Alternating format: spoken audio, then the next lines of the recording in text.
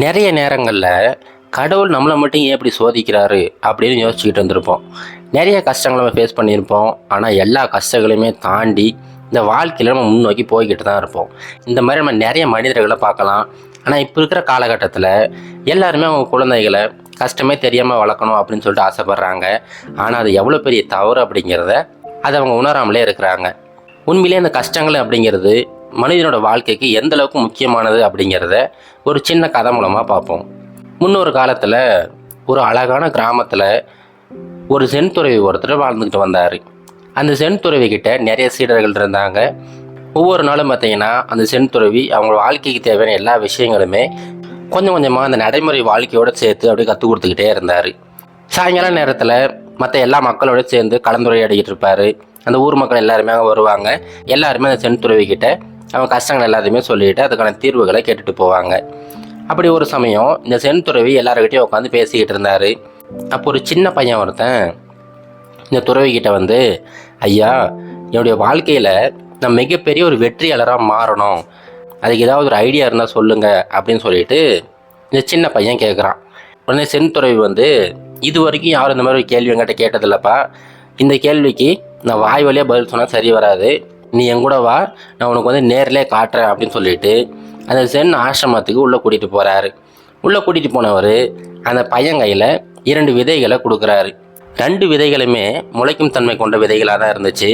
இப்போ அந்த சென் துறவி என்ன சொல்கிறாருன்னா, இப்போ ஒன்று பண்ணுப்பா, இங்கே பார்த்தியா இந்த ஆசிரமத்துக்குள்ளார ரொம்ப பாதுகாப்பாக இருக்குது. இப்போது இங்கே ஒரு சின்னதாக ஒரு தொட்டி ஒன்று இருக்குது. இந்த தொட்டியில் கொஞ்சம் மண்ணை கொட்டி அதில் ஒரு விதையை வந்து நம்ம நட்டுருவோம் அப்படின்னு சொல்லிட்டு ஒரு தொட்டியை எடுத்து அதில் நல்ல மண்ணெல்லாம் கொட்டி அதில் ஒரு விதையை வந்து நட்டுடுறாங்க.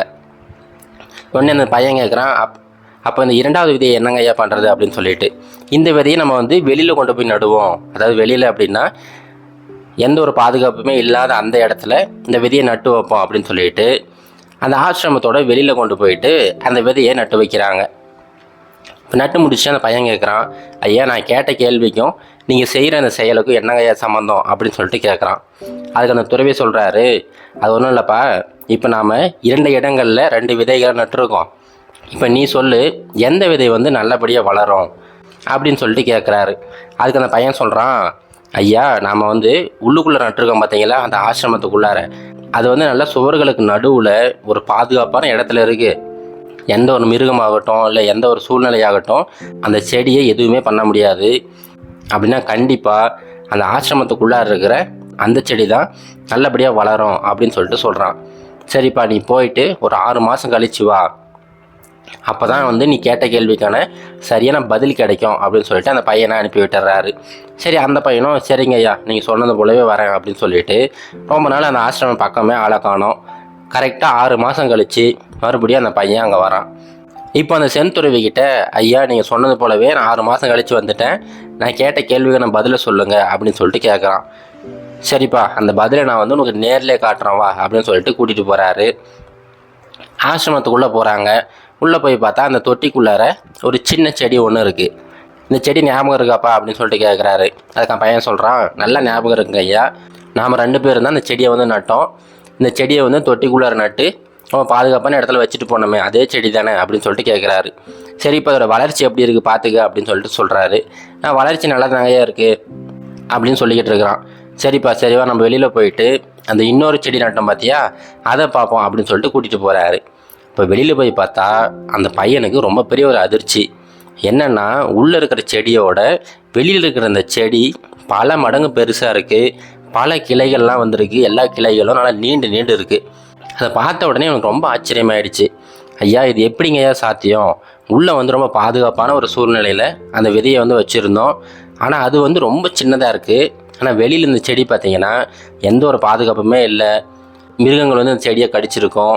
அதே மாதிரி அதிகப்படியான காற்று வீசிக்கிட்டு இருக்குது, பனிப்பொழிவு இருக்குது. இதையெல்லாம் தாண்டி எப்படி இந்த செடி இவ்வளோ பெருசாக வளர்ந்துச்சு அப்படின்னு சொல்லிட்டு கேட்குறாரு. இப்போ தான் அந்த சென் துறவி சொல்கிறாரு, இங்கே பாருப்பா, எப்போ நீ ஒரு பாதுகாப்பான இடத்துல, அதாவது உன்னுடைய கம்ஃபர்டபுள் ஜோனுக்குள்ளாரே இருக்கிறியோ, அப்போ உன்னோட வளர்ச்சி அப்படிங்கிறது ரொம்ப கம்மியாக தான் இருக்கும். ஆனால் இந்த வெளியில் இருக்க இந்த செடி பார்த்தியா, அந்த செடிக்கு ஒவ்வொரு நாளும் ஏகப்பட்ட சேலஞ்சஸ் வந்துக்கிட்டே இருக்கும். ஒரு நாள் திடீர்னு அதிகமாக காற்றடிக்கும், ஒரு நாள் திடீர்னு அதிகமாக மழைப்பொழிவு இருக்கும். இந்த மாதிரி எல்லா விஷயத்தினாலையுமே அந்த செடி உயிர் வாழணும் அப்படின்னா கண்டிப்பாக அதோடய வேர்களை நல்ல ஆழமாக கொண்டு போக வேண்டியிருந்துச்சு. அதனால் என்னாச்சுன்னா அந்த செடிக்கு தேவையான எல்லா ஊட்டச்சத்துமே தடையில்லாமல் கிடச்சிக்கிட்டு இருந்துச்சு. இப்போ அந்த செடி பார்த்தியா எந்த ஒரு டிஸ்டர்பன்ஸுமே இல்லாததுனால அது பாட்டுக்கு அது ரொம்ப வேகமாக வளர ஆரம்பிச்சிருச்சு. இது போல் தான் உன்னோட வாழ்க்கையிலையுமே நீ மிகப்பெரிய வெற்றியாளராக மாறணும் அப்படின்னு ஆசைப்பட்டினா முதல் விஷயம் நீ கஷ்டப்படுறதுக்கு தயாராக இருக்கணும். எந்த ஒரு மனிதர் அவருடைய வாழ்க்கையில் நிறைய கஷ்டங்களை அனுபவிக்கிறாரோ, அந்த கஷ்டங்கள்லேருந்து பல விஷயங்களை கற்றுக்கிறாரோ, அந்த மனிதரோட வளர்ச்சியை யாராலுமே தடுக்க முடியாது அப்படின்னு சொல்லிட்டு அந்த பையனை அனுப்பி விடுறாரு. அந்த பையனுமே அன்னையிலிருந்து புது புது விஷயங்களை செய்ய ஆரம்பித்தான். அது எந்த மாதிரி கஷ்டங்கள் வந்தாலும் சரி, இந்த செந்துருவி சொன்னதை ஞாபகம் வச்சுக்கிட்டு எல்லா கஷ்டங்களையுமே ரொம்ப மகிழ்ச்சியாக ஏற்றுக்க ஆரம்பித்தான். நாளடைவில் ரொம்ப பெரிய ஒரு வெற்றியாளராகவுமே உருவெடுத்துட்டான். இப்போது இந்த கதையில் வந்தது போல தாங்க, நம்ம வீட்லேயுமே மரம் வளர்க்குறோம், காட்டிலையுமே மரம் இருக்குது. நல்லா யோசிச்சு பாருங்கள், நம்ம வீட்டில் இருக்கிற மரத்துக்கு நம்ம தண்ணி ஊற்றாம விட்டோம்னா கொஞ்ச நாள்லேயே அந்த மரம் வந்து அப்படியே பட்டு போயிடும். ஆனால் காட்டில் இருக்கிற மரத்துக்கு நம்ம யாருமே தண்ணி ஊற்றுறது கிடையாது, நம்ம எந்த ஒரு பராமரிப்புமே பண்ணுறது கிடையாது. ஆனால் காட்டில் இருக்கிற மரத்தை போய் பார்த்தீங்கன்னா நீங்கள் கண்டிப்பாக அசந்து போயிடுவீங்க. ஏன்னா அந்தளவுக்கு ரொம்ப பெருசாகவும் அந்தளவுக்கு ரொம்ப ஸ்ட்ரென்த்தாகவும் இருக்கும். இது போல தாங்க மனித வாழ்க்கையிலுமே யார் ரொம்ப அதிகப்படியான கஷ்டங்களை தாங்கி அந்த கஷ்டங்கள்லேருந்து பல விஷயங்களை கற்றுக்கிட்டு அவங்க வாழ்க்கையில் முன்னேறி போய்கிட்டு இருக்காங்களோ கண்டிப்பாக அந்த மனிதரோட வெற்றியை யாராலுமே தடுக்க முடியாது. அந்த மாதிரி இருக்கிற மனிதர்கள்கிட்ட எந்த மாதிரி கஷ்டம் வந்தாலும் சரி அதை அசால்ட்டாக ஊதி தள்ளிட்டு போய்கிட்டே இருப்பாங்க. அதனால் இதுக்கப்புறம் உங்கள் குழந்தைகள்கிட்ட கஷ்டங்கள்லாம் என்னன்னு தெரியாமல் கண்டிப்பாக வளர்க்காதீங்க. என்னென்ன கஷ்டங்கள்லாம் வரும், அதெல்லாம் எப்படிலாம் சமாளிக்கலாம் அப்படிங்கிறத கொஞ்சம் கொஞ்சமாக சொல்லி கொடுத்து வளங்க. கண்டிப்பாக அவங்களுமே இந்த உலக வாழ்க்கை அப்படின்னா என்னங்கிறத புரிஞ்சுக்கிட்டு ஒரு மிகப்பெரிய வெற்றியாளர்களாக உருவெடுப்பாங்க. இது கரேஜ் டு மோட்டிவேஷன் கதைகள்.